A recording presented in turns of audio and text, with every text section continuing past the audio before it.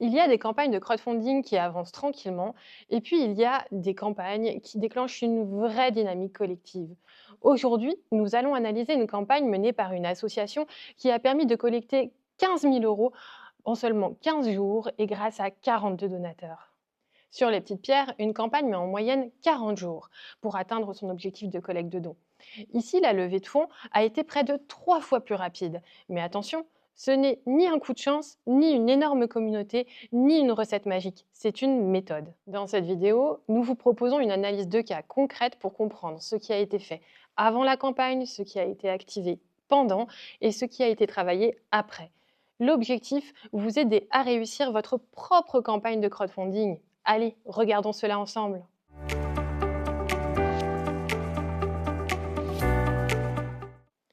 Le projet est porté par l'association Famille Solidaire Hauts-de-France.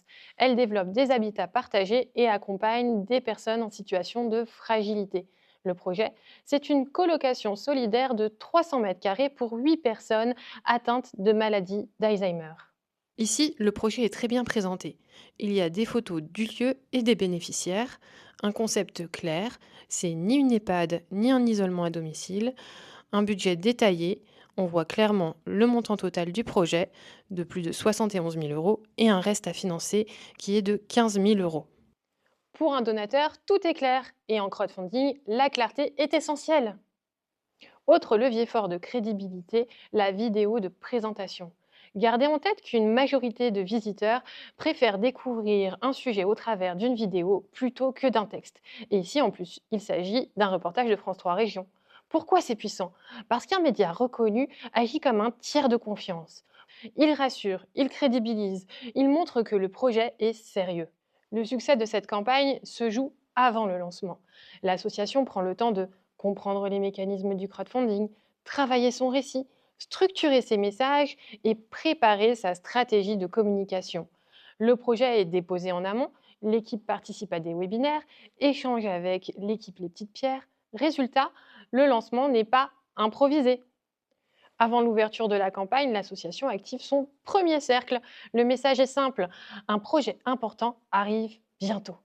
Cette phase de teasing permet de préparer les esprits, d'éviter un lancement à froid et de maximiser l'impact des premiers jours. En crowdfunding, les 48 premières heures sont clés. Quand la campagne ouvre, la dynamique prend tout de suite. Pourquoi? Parce que chaque jour, une action est posée. Un message, une publication sur les réseaux sociaux, une relance email, une actualité sur la plateforme, un remerciement et parfois même un mini challenge. Une campagne de collecte de dons, c'est une dynamique sociale. Plus elle est animée, plus cela donne envie de participer. De plus, une stagiaire est mobilisée sur la communication. Et c'est un point clé. En parallèle, la communication est incarnée. Ici, par exemple, le directeur de l'association prend la parole sur LinkedIn. Il s'adresse directement à son réseau. Son message est simple. Un objectif clair, des arguments concrets, deux appels à l'action, donnés et relayés. Résultat, la campagne n'est plus seulement celle de l'association, elle devient celle des personnes qui la portent. Les membres s'impliquent à leur tour et activent leur réseau personnel. Cette campagne est une parfaite illustration de l'utilisation des 3 cercles du crowdfunding. Cercle 1, les proches, les membres. Cercle 2, l'entourage élargi. Cercle 3, un public plus large, le grand public. Chacun des cercles alimente le suivant. Pour en savoir plus sur ce sujet, une vidéo sur le guide complet du financement participatif est présente sur notre chaîne. Le lien est en description, mais aussi en haut à droite de votre écran. Le chiffre le plus parlant ici, c'est la vitesse de collecte. Sur les petites pierres, une campagne met en moyenne 40 jours pour atteindre son objectif. Ici, ce sont 15 000 euros qui ont été collectés en 15 jours, soit un objectif atteint près de 3 fois plus vite que la moyenne. En crowdfunding, la rapidité est un signal fort. Elle rassure, elle crée de l'élan, elle déclenche l'effet boule de neige. Là où beaucoup d'associations arrêtent toute communication après une levée de fonds, Famille Solidaire Hauts-de-France continue. Les donateurs deviennent des soutiens dans la durée et non de simples contributeurs ponctuels. Cette analyse de cas révèle quelque chose d'important. Vous n'avez pas besoin d'une gigantesque communauté. Une campagne de crowdfunding réussie repose sur un projet clair et crédible, une vraie préparation en amont, une mobilisation des 3 cercles de crowdfunding, une campagne animée et incarnée et un suivi après la collecte. La preuve en chiffres. 42 donateurs, un don moyen légèrement supérieur à la moyenne et surtout, un objectif atteint 6 fois plus vite que prévu.